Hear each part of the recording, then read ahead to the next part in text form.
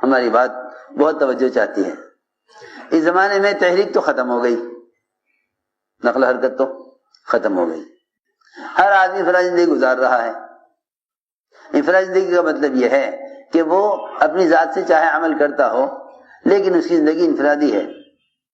اپنا کمانا، اپنا کھانا، اپنی ذکر و تلاوت، اپنے نماز اور روزہ، ایک انفرادی زندگی یہ آدمی گزار رہا ہے. حالانکہ اس کے اپنے دین کا کمال اور اس کے اپنے ایمان کا کمال دوسروں کو ایمان اعمال صالحہ پر آمادہ کرنے میں ہے.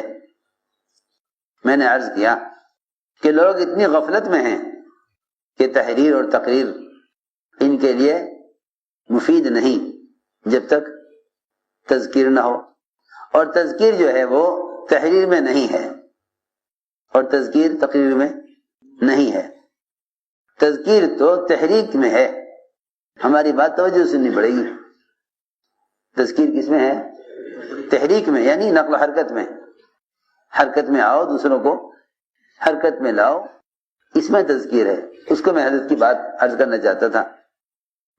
مولانا صاحب فرماتے تھے کہ آج کل کہنا سننا تو بہت ہو رہا ہے، کہنا سننا بہت ہو رہا ہے لیکن عمل نہیں ہے. کیا وجہ ہے؟ فرماتے تھے کہ مین روڈ پر، ہائی وے پر ایک بھینس آ کر کھڑی ہو گئی. کیا بھینس کھڑی ہو گئی کس پر؟ مین روڈ پر. ادھر سے بھی ہارن، ادھر سے بھی ہارن، گاڑیاں چیخ رہی. کیوں بھائی؟ خوب گاڑیوں کے تیز تیز ہارن بج رہے لیکن بھینس ہٹنے کو تیار. اسے اس سے کیا مطلب کہ بھئی آوازیں کیوں ہو رہی؟ تو اس کو عقل ہوگی، سمجھ ہوگی، وہی تو سمجھے گا نا کہ بھئی الارم راستے سے کسی کو ہٹانے کے لیے ہوتا ہے. حضرت فرماتے تھے جب بہت دیر ہو گئی اور بہت شور ہو گیا اور اس سارے شور کا اس بھینس پر کوئی اثر نہیں ہوا تو ایک گاڑی والا گاڑی آگے لایا اور اس نے اس بھینس کے گاڑی ہلکے سے مار دی، ہلکے سے لگا دی. جب وہ گاڑی اس کے لگی اس نے پھر گھوم کے دیکھا کہ ہو یہ سارا شور میرے لیے ہو رہا تھا. یہ اس کے بیان میں ہے،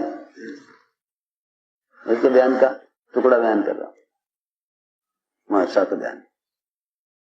اوہو یہ سارا ہنگامہ، شور اور یہ اتنی گاڑیاں جو کھڑی ہوئی ہیں یہ میری وجہ سے ہوا ہے. یہ سب تو سمجھتے تھے کہ امت اتنی غفلت میں ہے کہ آپ جتنا چاہیں دین کا شور مچائیں، یہ دین پر آنے والی امت نہیں ہے جب تک اس کو ہدایت پر لانے کے لیے اور اس کے ایمان کی تکمیل کے لیے محمد صلی اللہ علیہ وسلم اور آپ کے صحابہ کے طریقے پر امت نہ آئے.